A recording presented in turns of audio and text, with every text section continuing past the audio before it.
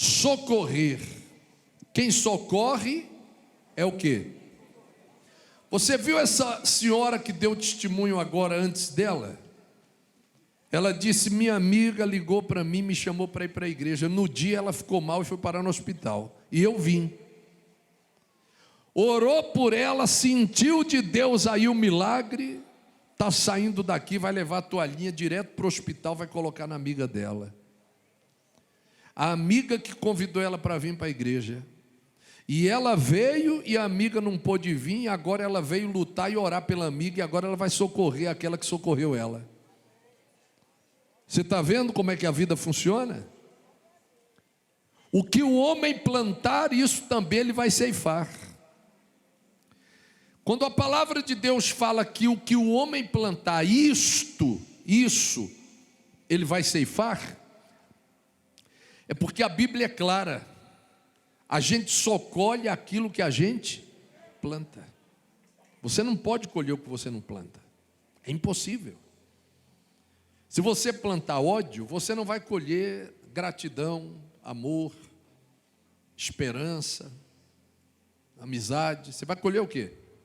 Ódio. Porque a palavra é clara. Isso. O que é isso? É algo o quê? Isso é algo o quê?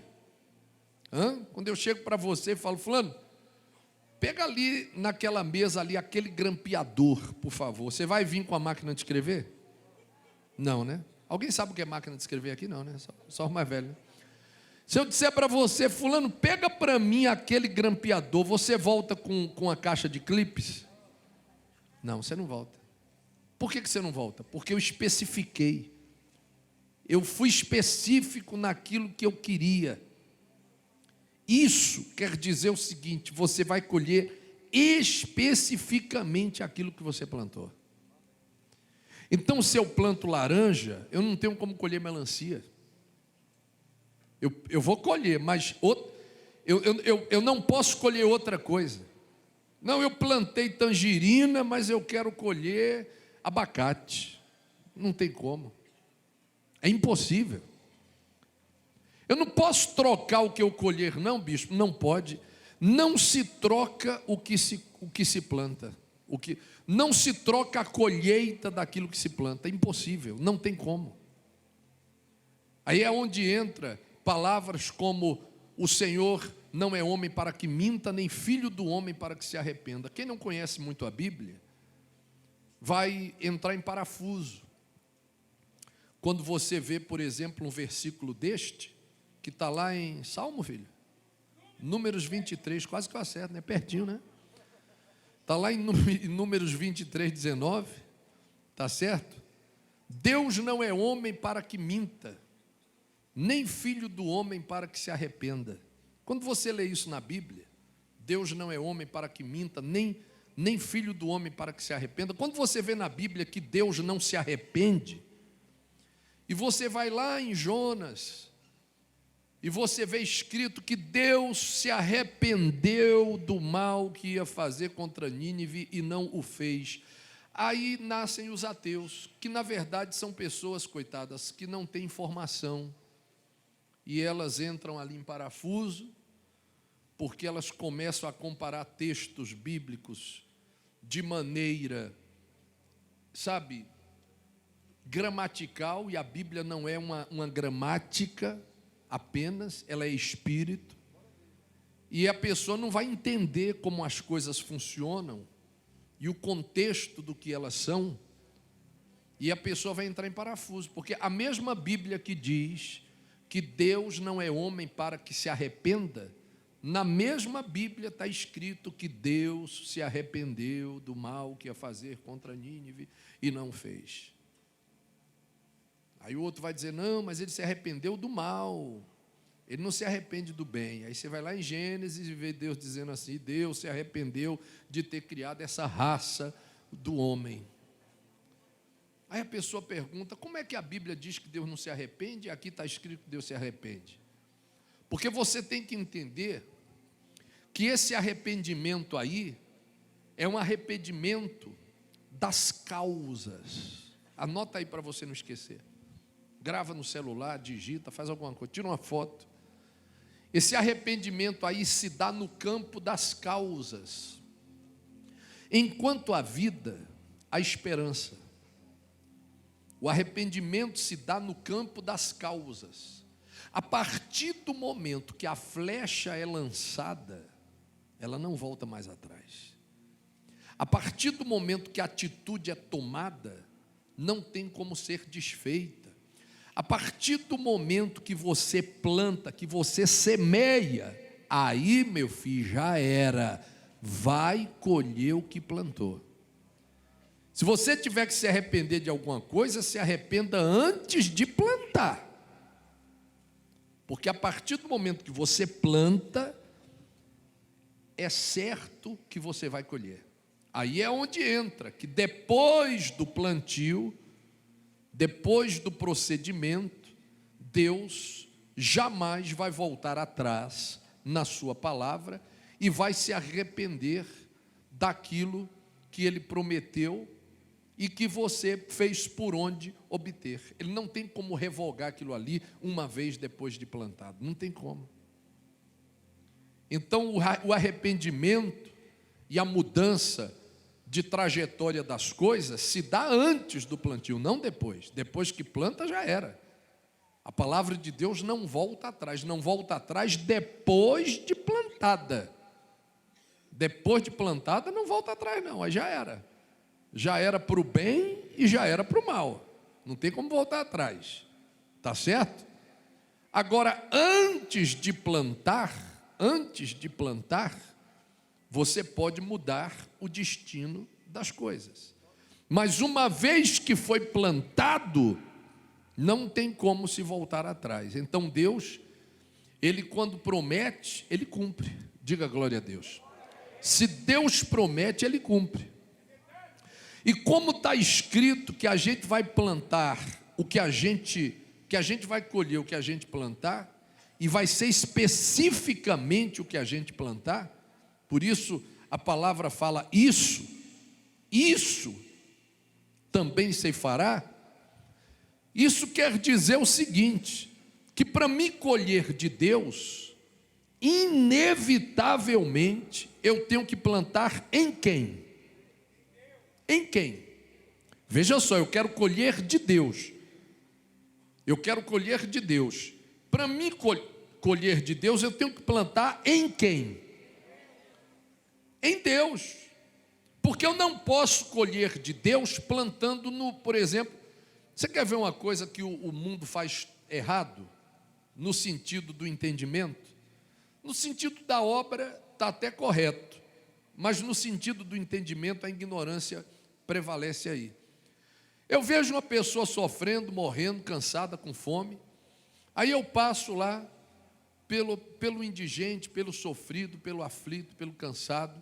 Deixa eu ver aqui um pastor aqui com cara de aflito. Deixa eu ver aqui, meu Deus do céu. Tem alguém com cara de cansado, aflito. Vem cá, Bispo Félix. Tem uma cara de sofrido, danado. Ele sofreu muito. Você sabe quantos anos ele tem? Vem cá, Félix. Sabe quantos anos ele tem? Chuta aí. 25 anos de idade. Eu sei, eu também fiquei escandalizado. Hã? A senhora falou assim, está acabado. Não, Bispo Félix tem quantos anos? 35. Não melhorou muito, não. Muita coisa, não. Olha só. O que o mundo entende? O mundo entende o seguinte, eu chego para uma pessoa que está sofrendo, padecendo, baixa a cabeça aí, bispo, como se o senhor estivesse aflito, cansado, ferido. Aí eu venho e ajudo, socorro. Eu vou e socorro essa pessoa, dou aqui um alimento, uma cesta básica, faço uma caridade, dou um agasalho, abraço a pessoa, faço o bem, né? Faço o bem para essa pessoa e ajudo ela. E ela às vezes chora, se emociona, agradece, me dá um abraço aí, bispo. Dá um abraço, obrigado, filho. Muito bem, filho, Deus abençoe tua vida, tá bom? E ele vai feliz, agora vai feliz, né? Cabeça erguida, feliz, muito bem. Beleza. Aí a pessoa que fez a caridade pensa, mas eu estou fazendo isso porque Deus vai me ajudar. Irmão, presta atenção no que eu vou lhe ensinar. É difícil falar isso. Eu acho que nem muita gente tem coragem de falar isso, porque tem medo de cancelarem o CPF da pessoa. Mas como eu não tenho CPF, bispo, vão cancelar seu CPF. Meu amor, eu não tenho CPF. Eu já sou cancelado desde o dia que eu nasci. Deixa eu dizer uma coisa para você. Sabe quando é que Deus vai te recompensar pelo que você fez? Nunca. A não ser a recompensa pessoal, da gratidão, do sentir-se bem, do bem-estar que você vai ter, que você vai receber ao fazer o bem ao próximo. Só isso. Não espere você que Deus vai te enriquecer porque você fez isso, que Deus vai te abençoar. Quantas pessoas dizem assim, poxa, eu sou uma pessoa tão boa, por que minha vida é toda amarrada? Porque a pessoa condiciona o fato dela ser uma pessoa boa, fraternal, entendeu? Do bem, ao fato de isso ser atributo para que ela seja abençoada, para que ela seja honrada, para que ela cresça na vida dela, seja bem-sucedida, e uma coisa não tem nada a ver com a outra, meu amor. Mas eu fiz o bem, bispo. Quando não está escrito que o que a gente planta a gente colhe, está escrito, mas leia a palavra direito, a gente colhe aquilo, isto também ele ceifará. Eu fiz o bem e a caridade para aquele rapaz que estava aqui agora, que eu dei o exemplo, que chegou cabisbaixo, ele recebeu uma ajuda, um auxílio, saiu ali outra pessoa, alegre, feliz, né? Ajudado. Eu vou colher, se eu tiver que colher alguma coisa, eu vou colher dele, porque a Bíblia diz que eu vou colher isso, o que eu especificamente plantei, onde eu plantei e de onde eu plantei eu vou colher. Agora, me responda uma coisa, o que eu vou esperar colher daquele rapaz? Eu ajudo o mendigo, o que eu vou esperar do mendigo de volta, pelo amor de Deus, o que eu vou esperar? Eu já ajudei pessoas que precisaram de uma ajuda, e a pessoa estava num estado tão deplorável, que eu dei um dinheiro para a pessoa, ajudei, a pessoa falou assim, ô fulano, eu estou pedindo emprestado, eu falei, não filho, nem eu estou lhe dando, não vem negócio, porque, como que dissesse assim, olha, eu nem espero receber, e se a pessoa, bispo, um dia voltar e devolver o senhor, primeiro eu não vou aceitar, porque eu não precisaria, né? Segundo, eu não fiz na intenção de receber de volta alguma coisa da pessoa, no sentido de fazer um empréstimo. Eu não sou banco, não sou agiota, eu ajudei por caridade. Quem entende isso? E se eu tiver que colher, eu vou colher dela, eu não vou colher de Deus. Se eu quiser colher de Deus, eu tenho que plantar em quem? Em Deus. Você lembra quando aquela mulher quebrou um vaso de alabastro e derramou perfume em Jesus? Lembra disso? Lembra? A senhora lembra, não lembra? Então, quando ela derramou perfume em Jesus, todo mundo ficou indignado e disseram assim, podia ter se vendido esse perfume precioso e ter dado aos pobres. Jesus chegou e disse, outro que não tinha CPF, Jesus chegou e disse, deixai-a, porque a molestais. Ela, praticou boa ação para com quem? Com quem que ela praticou boa ação? Respondam. Para com quem? Para com Jesus. Ele disse, ela plantou em mim. Ela praticou boa ação para comigo. O que vocês estão querendo fazer, vocês podem fazer. Jesus não criticou que a pessoa não pudesse ajudar o pobre, o cansado, o sobrecarregado. Jesus não criticou isso. Ele não criticou isso. Ele só disse o seguinte, que uma coisa é uma coisa e outra coisa é o quê? Outra coisa. Antes de entregar, eu quero explicar uma coisa. Para me colher de Deus, eu tenho que plantar em quem? Em Deus. Mas como é que eu vou plantar em Deus, se Deus não se fizer necessário? Ou se Ele não se deixar, como é que diz a Bíblia, filho? Ser solicitado. Mostra aí, pastor Patrick. Como é que eu vou plantar em Deus, se Deus não se permitir ser solicitado? Se Deus participar de tudo, não vai sobrar nada para ninguém. Quem é que cuida da cura na igreja? Quem cuida? Deus. Você vê alguma falta de milagre aqui na igreja? Você viu quanta gente voltou que queria dar testemunho e não deu tempo de dar? Quem viu aqui agora na frente? Você viu? Falta testemunho aqui na Igreja Mundial? Falta revelação? Falta palavra? Falta profecia? Falta adoração? Falta doutrina? Falta presença de Deus? Por que que não falta? Porque quem cuida, quem é que cuida? Quem é que cuida? Quem cuida é Deus. Quem cuida é Deus. Agora eu pergunto, falta dinheiro para pagar televisão? Falta às vezes dinheiro para pagar aluguel? Falta recurso para consertar a câmera que quebrou? Falta dinheiro para poder ter um programa de televisão, mais um para levar o evangelho a mais pessoas? Mas por que que falta? Porque quem cuida? Quem é que cuida disso? É Deus? Não, somos nós. A pergunta é, por que que somos nós? Por que que Deus não cuida disso também? Porque se Deus cuidar disso também, não vai faltar nada, nenhuma estrutura na igreja dele, não faltará. Mas eu pergunto, vai sobrar o que para a gente? Como é que eu vou colher? Como é que eu vou colher? Se Deus cuidar dessa parte, se Ele não se fizer solicitado, se Ele participar até disso, eu vou participar fazendo o quê? Eu vou participar fazendo o quê? Como é que eu vou colher de Deus? Porque para mim colher de Deus eu tenho que plantar em quem? Em Deus. Se Deus não tiver necessidade que eu ajude a obra dele, eu vou poder plantar nele? E como é que eu vou colher se eu não puder plantar? Então Deus, Ele se deixa ser solicitado. Diga glória a Deus. Ele se deixa. E quando Ele se deixa ser solicitado, a gente vai lá e honra. E quando a gente honra e planta e socorre a obra dEle, aí a gente semeou. Diga glória a Deus. E a partir do momento que a gente semeou, nós já vamos ter o direito de quê? De colher. Diga amém. E eu pergunto, a partir do momento que eu planto, existe a possibilidade de eu ficar sem colher? Não. Falei outro dia numa reunião que minha preocupação não é em quando eu vou colher, nem de que forma, nem como. A minha preocupação é saber como eu vou plantar, o quanto antes eu tenho que plantar. Eu tenho que me preocupar em plantar, não é em colher.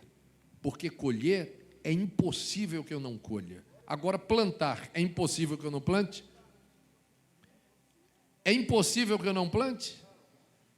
É impossível eu colher? A partir do momento que eu planto em Deus, pode acontecer de Deus se arrepender ou não colher? Não, impossível. Agindo Ele, quem impedirá? Agindo Ele. Agora, antes dele agir, tudo é possível. É possível que eu não plante? Sim. E se eu não plantar, eu vou colher? Não vou. Então a minha preocupação não é em colher, é em plantar. Por isso que Deus, Ele se permite e deixa ser solicitado. Quem entendeu a mensagem? Os homens usaram trapo. Você sabe o que é trapo? Quem sabe o que é trapo? Hã? Quando a namorada briga com o namorado, ela pega seus trapos, vai embora. O que é trapo? Hein? Trapo é o quê? Os panos de... Na minha terra não pode nem falar. Na minha terra fala pano de um negócio aí, mas... Eu sou nordestino, não dá para ficar falando essas coisas aqui no sudeste, no sul não, o povo escandaliza. Então é aqueles panos velhos. Ora, só vai usar trapo quem não tem recurso para usar um equipamento mais sofisticado, moderno, consequentemente caro. Isso significa dizer que aqueles homens que socorreram, na prática, eles não tinham nenhum recurso, condição de fazê-lo, mas fizeram. Nada foi motivo ou justificativa para eles dizerem que não podiam socorrer. Porque eles usaram trapos. Eles podiam dizer: a gente não tem corda, eu queria muito ajudar, mas eu não tenho corda, como é que eu vou salvar o profeta do fundo do poço? Eles disseram: nós não temos cordas, mas nós temos trapos. Fizeram trapos, amarraram um trapo no outro trapo, uma camiseta rasgada num pedaço de uma calça velha, e foram esticando aquilo ali, fortaleceram, fizeram uma corda, lançaram no fundo da cisterna e tiraram a Jeremias do fundo do poço. Agora eu pergunto, por que Jeremias estava naquele fundo do poço? Porque Deus permitiu, para que nós pudéssemos socorrê-lo, e uma vez socorrendo, fomos o quê? Ajudados, fomos ajudados. Você sabe o que aconteceu com aqueles homens que socorreram? Você sabe o que aconteceu com eles? Você não sabe não? Oh meu Deus, quem socorre é o quê? Vai lá, pastor Patrick, veja o que aconteceram com aqueles que socorreram. Ora, do 15, tinha vindo a Jeremias a palavra do Senhor, estando ele ainda detido no átrio da guarda, dizendo. Aí já quem é que proferiu agora? Quem é que profetizou aí agora? Ajuda o povo lá, bispo. Jeremias. Olha lá. Quem foi que profetizou? Jeremias. Profetizou o quê? A palavra de quem? Do Senhor.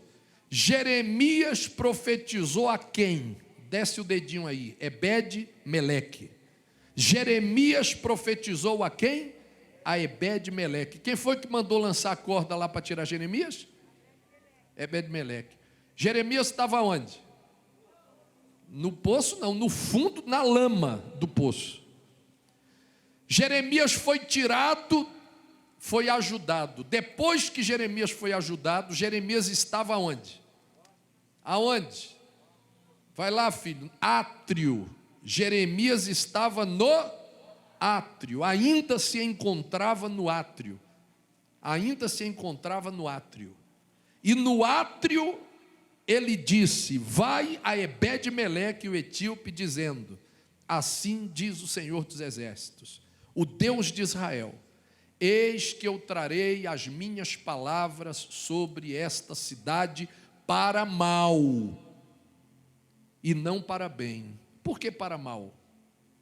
Se você prestar atenção, quando jogaram Jeremias no fundo do poço, a palavra de Ebed-Meleque, dos 30 que estavam com ele, foi: o que fizeram esses homens foi mal ao profeta Jeremias. Agiram mal estes homens em tudo quanto fizeram a Jeremias. Eles plantaram o quê? O mal. O que a gente colhe? O que a gente planta. Vai lá na hora vai lá no boleto, filho, vai lá no boleto, quando vê o boleto, vai lá, que o boleto chega, vai lá quando vê o boleto.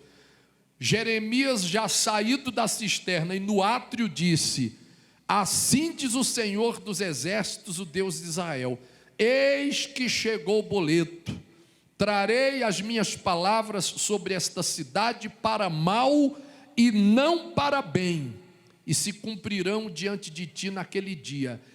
A ti, porém, eu livrarei naquele dia, diz o Senhor, e não serás entregue nas mãos dos homens a quem temes, pois certamente te salvarei e não cairás à espada, porque a tua vida te será como despojo, ou seja, poupada, porquanto confiastes em mim.